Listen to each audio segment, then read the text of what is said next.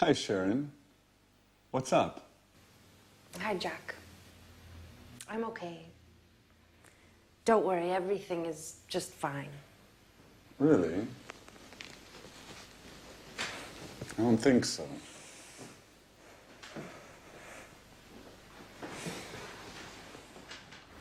Come on, tell me what's happening. Some problems with Peter? No. Well, yes. But I don't think you're the right person to talk with. Well, maybe you're right. But I can't stand seeing you so sad. And this? What does it mean? Don't worry, I'm not leaving forever. My colleague Lucy invited me to spend the weekend at her house. She has a cottage in the countryside, near Brighton. We are leaving in the evening, right after work. The countryside is lovely there. I hope so. I need a break. Living with Peter is getting hard. He's so nervous about his concert. He can only think and talk about that. He seems miles away. And as for his music, he's excessive. He goes on singing all day long. He doesn't speak with me anymore. He sings with me. Sharon, can you pass me the salt, please? I like it when you smile. I think a weekend in the countryside is exactly what you need. I didn't know you liked the country so much. Are you joking? I love the countryside. It's so quiet and relaxing. A lot of people think it's boring. Well, they don't know what they're missing. What, Jack? Are you using cliches now? Like the countryside is safe and the city is dangerous. Or the country is clean and the city is dirty. And don't forget the country is cheap, too. Yes, there's that too. The city is very expensive. Just think how much the rent is for this apartment. Don't remind me.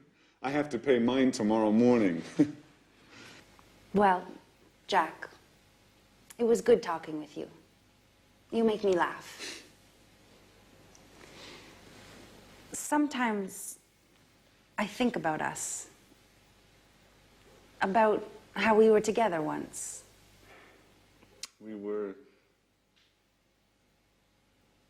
We are a wonderful couple. Don't forget it. All right.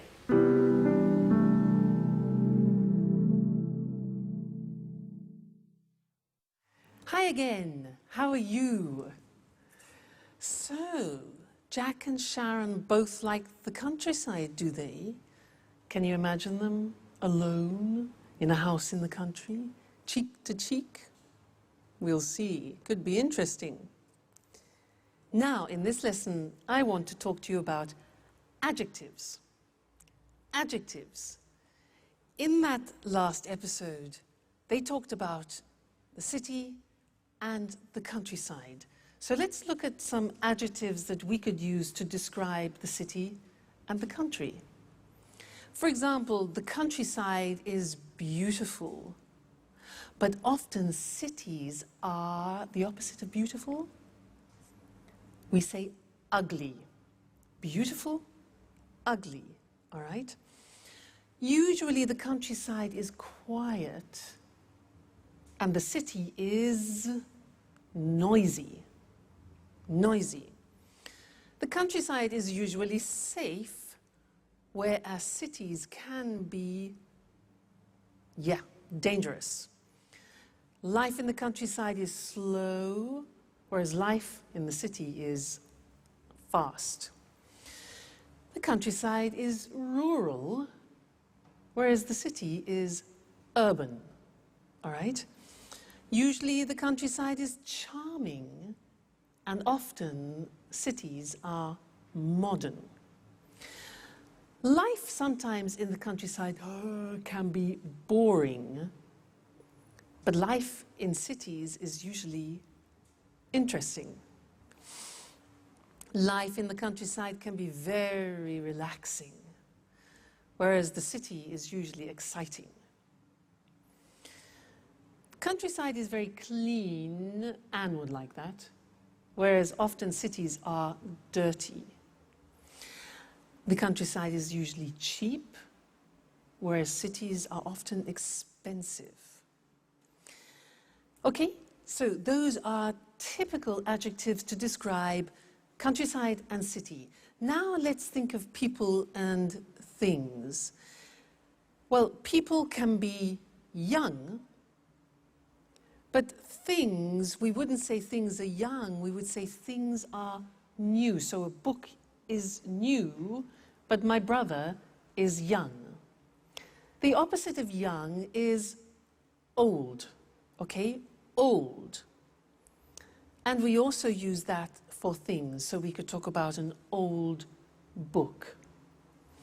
Now, some people are fat. But when we describe a book in that term, then we say the book is thick, not fat. Okay? We can say a person is thin, and we can also say a book is thin. Then somebody is 2 meters tall. Somebody is tall, whereas we would say for a building, the building is big or high. Then the opposite is short. Person is short, and the thing would be little. Now, there's another very interesting thing about adjectives to learn, is that adjectives are divided into syllables. So, for example, if you look at the adjective beautiful, how many syllables are there? Beautiful. 3 syllables. Beautiful. Beautiful. Okay? Let's look at another example. Quiet. Listen to that. Quiet. 2 syllables. Quiet. Another one, safe, is 1 syllable. Safe. How about dangerous? How many? Dangerous. Dangerous. 3. Okay? One more, interesting. That's quite difficult. Interesting. How many syllables? 4. Interesting. Pronunciation, interesting. Relaxing. Relaxing. 3. Cheap. 1. Okay? So, all adjectives in English are divided into syllables. You can count them. And that's important when you want to compare things, which is what we'll be looking at in another lesson. Now, we're going to go back to That's Life, and Anne wants to buy a car, and Jack is giving her advice. Listen to the way that they use the word should, and then we'll look at that in the next lesson. All right, see you then. Bye.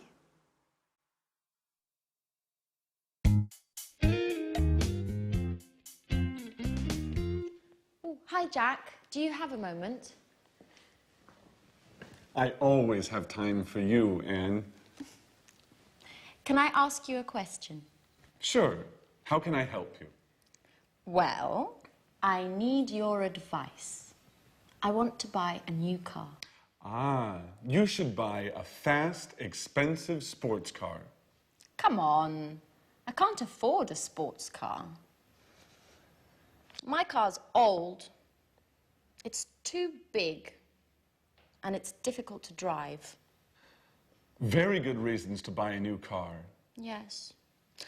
I'd like to buy a small, stylish car that's not too expensive. A small, stylish car that's not too expensive. And for young people. Of course, you shouldn't buy a car for old people. So, what car should I buy? I don't understand anything about cars. Well, what about buying a Ferrari? Are you joking? Just kidding. Let me think. Ooh, can I have a look? How about this car? It's nice. Isn't it expensive? All cars are expensive these days. By the way, did you hear about Sharon? Yes. I met Peter in the afternoon. He told me they had a quarrel. But I don't think we should worry about it. Do you? Well, maybe we should. What do you think of Sharon, Anne? She's very pretty. Yes, she is. What about me, Jack? Do you think I'm good looking? Come on, Anne. Well, you are very attractive. Do you really think so? Yes, Anne. You are always on my mind. Oh, Anne, I'm sorry. Doesn't matter, Jack.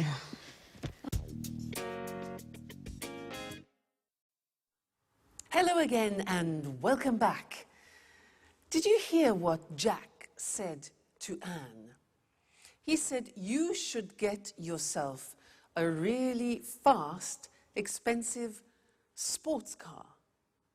Now, do you think that's practical advice with all the money that Anne hasn't got? Well, he did say one thing which is useful. He used should. And that's what we're going to study now, the use of should. Because we use should in English when you want to give advice to someone. So if I say to you, for example, oh, I've got a terrible headache, then you give me advice. And you could say, for example, well, you should take an aspirin. Should, written S-H-O-U-L-D. Very easy, because we say, I should, you should, he should, it should, she should, we should, they should. Fantastic, never changes. So should plus the infinitive. Now, I want to do something with you. I'll say something, and I want you to give me some advice.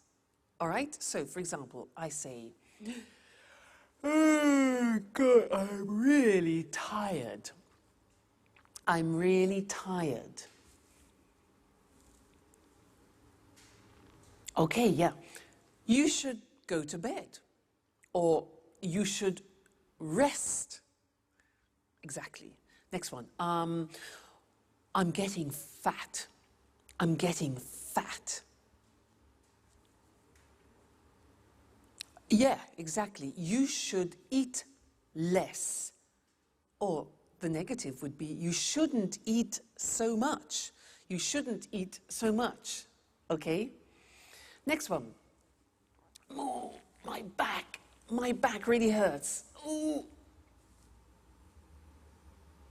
Exactly. You should see a doctor, or you should go to a chiropractor, for example. Great. Now, I don't speak English very well. I don't speak English very well. Yes, exactly. You should watch English Today all the time. All right? Fantastic. So that's the form should for suggestions. Let's look at them now on the screen, just to consolidate that. So, should. In the positive form, the examples are, you should take a rest. She should take an aspirin. They should see a doctor. He should stop eating sweets. And I should study English every day. Okay, so the form is should plus the infinitive without to. The negative, she shouldn't, look at the pronunciation, shouldn't work so much. I shouldn't go to bed so late. You shouldn't go to that film. He shouldn't smoke so much, all right? The question when you're asking for advice is simple. You put should first and then the subject. So the examples are, should I see a dentist? What should I do? And should we practice English every day? Yes, we should. Okay, good. So that is the language that you can use whenever you want to give advice to somebody in English. Should plus the infinitive. So should you come and see me every day? Yes, you should. Okay, and you should come to the next lesson. So I'll see you there. Take care. Bye.